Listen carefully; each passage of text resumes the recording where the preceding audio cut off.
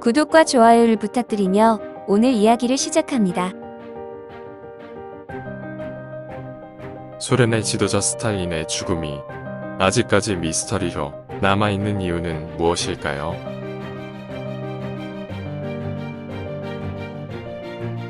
생전의 스탈린은 주변의 모든 사람을 의심했고 언제 어디에서 진행될지 모르는 암살 기도와 음모, 파괴의 미를 두려워했지요.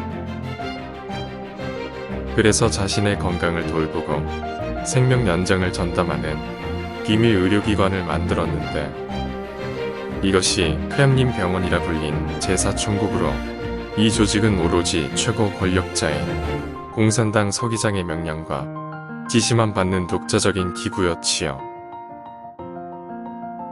평소 스탈린은 자신의 건강 정보가 노출되는 것을 무척 싫어해서 자신의 지위와 생명을 전담하는 주치의와 의사들까지 의심합니다.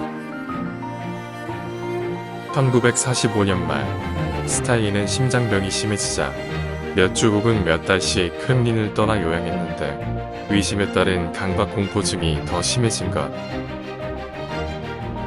1952년 1월 스탈린의 주치의는 건강을 위해 정치연한에서 손을 떼는 것이 좋겠다는 건의를 하지만 그 말을 들은 스탈린이 화를 내긴 했지만 주치의에 대해 별다른 조치를 하지 않았지요. 비밀경찰 총책이자 제4총국장이었던 베리아는 그 정보를 듣자마자 스탈린에게 크렘린의 의사들이 수상하다며 스탈린의 병적인 의심을 부추겼지요.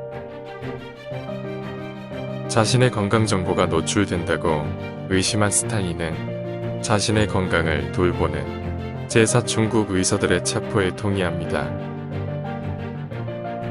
결국 크렘린 의사들은 악명이 높았던 루비안카 감옥으로 끌려가 고문을 받지요. 베리아는 스탈린이 자신을 숙청한다는 사실을 알고 자신의 최종 목표인 권력 장악을 위해 가능한 모든 술수를 동원한 것입니다. 스탈린의 측근 의사들을 제거한 것도 심각한 심장질환을 앓고 있는 스탈린이 응급 상황에 적절히 대처할 수 없게 한 것. 1953년 2월 28일 스탈린은 자신의 별장에서 베리아, 후루시초프 등과 파티를 합니다. 파티는 다음날 3월 1일 새벽 4시께 끝났지만 스탈린은 낮 12시까지 침실에서 나오지 않았지요. 경호원들은 몹시 궁금했지만 초인종을 눌러 호출할 때까지는 어떤 경우라도 방해하지 말라는 스탈린의 엄명 때문에 침실에 들어갈 엄두를 내지 못했습니다. 오후 6시 30분쯤 침실에 불이 들어오자 경호원들은 안도의 숨을 쉬었지만 밤 10시가 넘도록 인기척이 전혀 없자 침실 담당 하녀를 앞세워 들어가 보니 스탈린은 이미 침실 바닥에 의식을 잃은 채 쓰러져 있었습니다. 얼마 후 핵심관부들이 달려왔으나 그 누구도 응급조치를 취할 수 없었지요.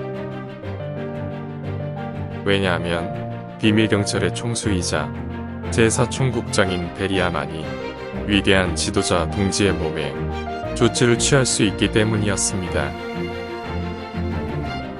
가장 늦게 나타난 베리아는 의식불명의 스탈린을 한번 쓱 보고 스탈린 동지는 편히 쉬고 있는 중이니 방해하면 안 된다며 사람들을 데리고 나갔지요. 그리고 경호원들에게 자신의 허락 없이는 의사를 부르면 안 된다고 경고합니다. 이렇게 며칠이 흘러갔고 늦게 감옥에 있던 주치의들을 불러왔으나 전혀 손을 쓸 수 없는 상태였지요.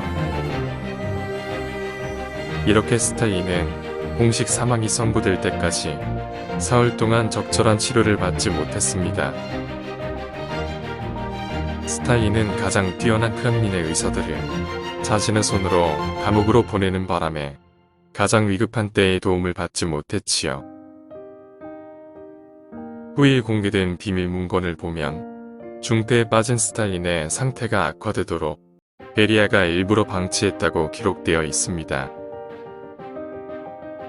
물론 스탈린의 사망 원인을 규명하기 위한 부검을 실시했으나 그 보고서는 어디서도 발견되지 않았지요. 스탈린 사망 직후 베리아는 권력 중추기관인 내무부와 국가안전부를 장악, 최고 권력 기구의 장으로 취임합니다. 하지만 후루시초프와 주코프 등은 공포와 혐오의 대상인 베리아의 권력 장악을 허용하지 않았고 경호원을 대동하지 않은 채 나타난 베리아를 바로 체포해서 그의 고문 장소였던 루비안카 감옥에 투옥한 후 1953년 12월 적법 절차 없이 처형하지요. 베리아를 처형함으로써 스탈린의 죽음을 둘러싼 갖가지 의문은 지금까지 미스터리로 남아 있습니다. 자신의 지독한 의심병 때문에 제1측근에 의해 생사가 결정된 스탈린의 운명, 권력은 결코 무한하지 않지요. 구독과 좋아요, 알림 설정은 큰 힘이 됩니다. 꾹 눌러주고 가세요. 더 좋은 영상으로 찾아뵙겠습니다. 감사합니다.